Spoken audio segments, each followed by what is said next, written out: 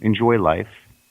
You want to work easily, go with the flow, have a lot more fun than you do work.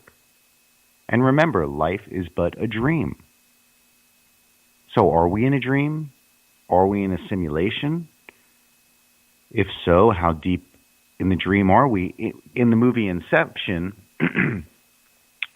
you find out that, and this is another possible spoiler alert, but listen, you're watching these movies not so much, at least at my request, I'm saying watch this for education. Watch this with the thought that the truth is very likely and probably, and from my understanding, hidden in plain sight. I like to repeat certain things over and over again so you can get them into your mind. In fact, sometimes when I talk to my wife, I know that I've told her these same things over and over again, but I tell her, they bear repeating. If you go to school, when you go to school, into the education system, they make you repeat things over and over and over and over and over again until they become cemented in your mind. And they just become a part of your reality. And they program you to see the world in a certain way.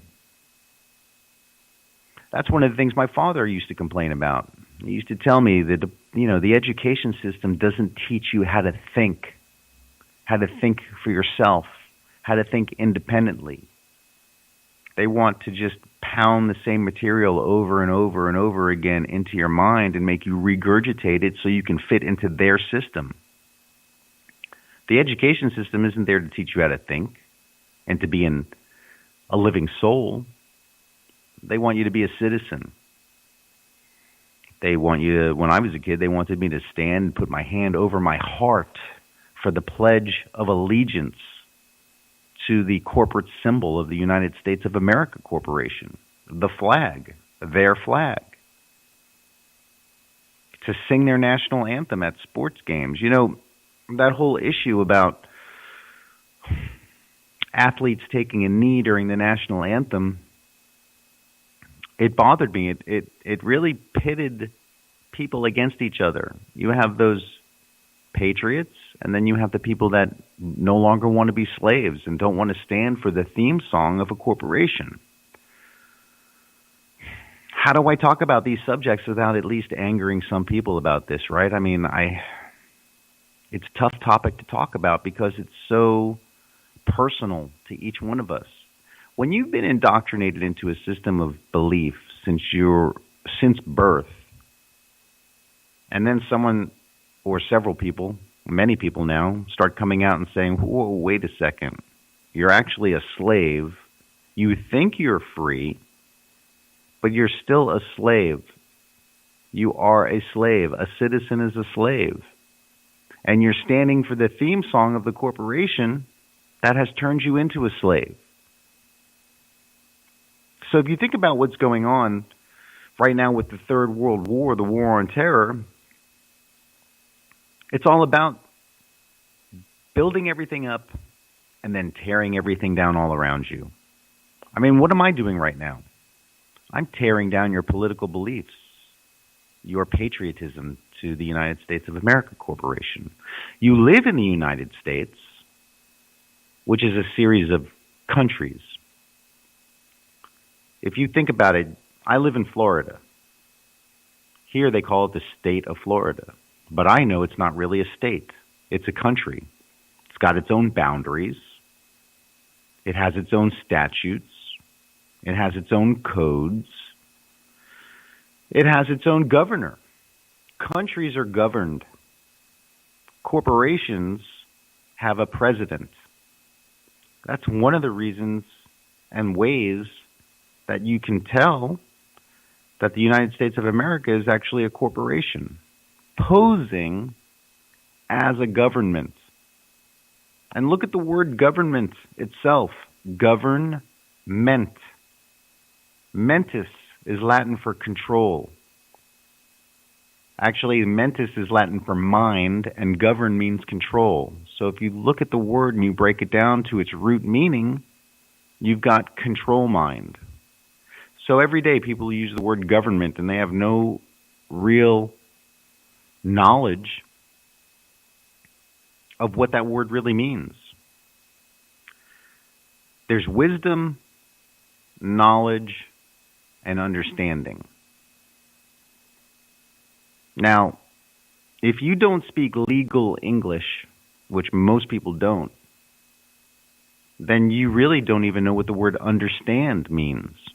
In legal English, understand means to stand under something and take responsibility for it. In slang English or formal English, and formal English is what they teach you in school, understand means that you know what the person is saying. Oh, I got it. I understand what you're saying. They give you a definition. Oh, I understand. But if you go into court and they say, do you understand the charges against you? They're not saying and asking you, do you know what it means to steal? And then you've been caught stealing, and then do you understand them and you know the charge? What they're asking you is, are you going to take responsibility for that charge? They're tricking you. It's words of art. I had a friend who was a lawyer, and I do have several friends that are lawyers, and I've had this information verified by them. And I also had one of my lawyer friends who refused to discuss and answer these questions to me, and he went into dishonor with me, and I can no longer be friends with somebody who's dishonorable. And what is honor? What is dishonor? What is offer and acceptance and conditional acceptance? I mentioned those before, and those are your powerful tools right there. When you start referring to yourself as a living soul and not a citizen, and you start taking actionable steps toward your freedom so that we can escape from this paranormal conspiracy under which we are living, to which we have been subjected our entire lives, you're going to find that you really do have power in understanding just a few basic concepts. And once you wrap your mind around those concepts, you will be able to take complete responsibility for your life, and you will be able to help other people, other living souls, take responsibility. Because once you learn this information, you're not supposed to just keep it to yourself. It's like that old commercial back from the 70s. I think it was a hair commercial. And then she told her friend, and she told her friend, and her friend, and her friend, and it just keeps spreading and spreading and spreading, and more boxes keep appearing on the television. I don't know if you remember that commercial.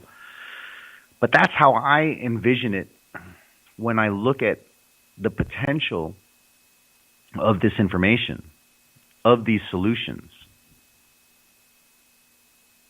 There are a lot of problems out there, and a lot of people are out there doing shows on the problems and talking about the problems and rehashing the problems, going over the problems. But I'm not really here just to discuss the problems. I want to make you aware of them, specifically what they are. But my goal with all of this is to give you solutions, actionable solutions. And so I've got to break this information down so that you can understand, okay, let's look at the conspiracies so far. Just looking at the war conspiracies, the Vietnam War, World War I, World War II, the War on Terror, which is World War III, the Twin Towers. And now we're headed towards Space Command. So Donald Trump steps into office, and now he's creating Space Command. Every command has an area of responsibility. I think I spoke about that a couple weeks ago. We talked about Northern Command. Northern Command's area of responsibility is Canada, the United States, and Mexico. And their J2, the J2 of Northern Command, gathers intelligence on its area of responsibility through all forms of intelligence. Human intelligence, technical intelligence, signals intelligence, measurements and signatures intelligence, ELINT, TechInt, PhysInt, Photent, Humint, Mazint, all these different intelligences build a database about what is going on. Every signature, everything emits a vibration. Everything emits a measurable signature that can be captured, databased, and exploited for military use. Against who? The citizens of that AOR, that area of responsibility. So Northern Command is going to capture every signature, every vibration it can in its area of responsibility. Canada, the United States, and Mexico. Go look up www.northcom.mil, NORTHCOM.com. Northcom stands for Northern Command. Check it out. They exist. I'm not making this up. And their area of responsibility is your backyard and your front yard and your phone and your computer and your vehicle that you operate or drive with a license that gives you permission by them to drive. But remember, if you're not getting paid to drive or operate a vehicle, then you don't really have to have a driver's license because you're not a driver. Think about it. If everybody stopped getting driver's license and renewing their driver's license and said, hey, I'm not a driver or an operator, I'm just a living soul going to the grocery store to pick up some groceries to eat, which is another conspiracy we're going to talk about, eating. If nobody got their driver's license, what would they do? What could they do? Could they stop us? I mean, think about it. Are they going to tow everyone's car and put everyone in jail? This is what I'm talking about when I'm talking about solutions, actionable solutions. What can we do? I'm here to give you hope about your future, about your freedom, about your responsibility as a living soul. The Third World War must be fomented by taking advantage of the differences caused by the adjuncture of the Illuminati between the political Zionists and the leaders of the Islamic world. The war must be conducted in such a way that Islam and political Zionism mutually destroy each other.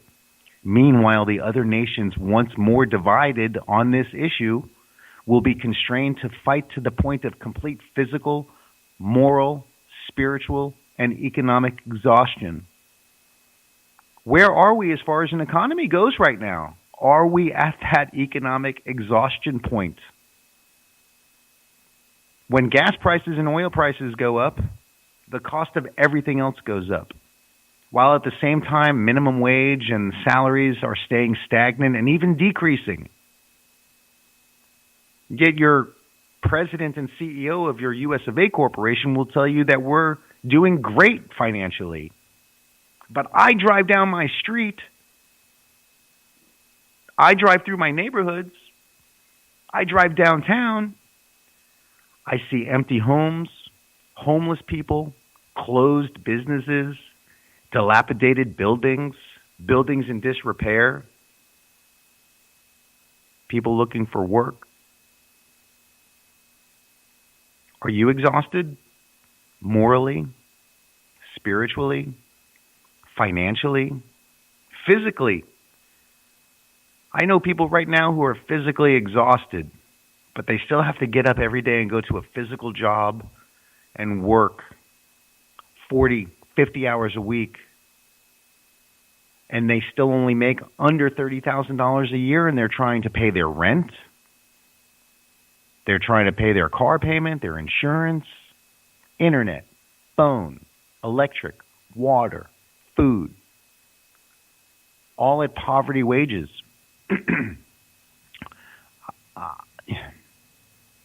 There has to be a solution. And the good news is I actually have the solution for our financial horror that we're going through. Let me give you part of that solution. And then I'm going to wrap up this show because we only have about 4 minutes left. The Federal Reserve note is a promissory note. The Federal Reserve is a corporation printing off promissory notes for the United States of America Corporation. You have the right as a living soul to make your own promissory note for face value, tender it for value.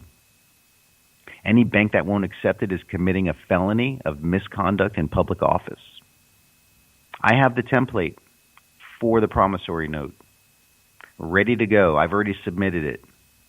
I've submitted over $175 million in promissory notes to 16 different banks, and no one has knocked on my door and said it's fraudulent. They just say, we won't accept your promissory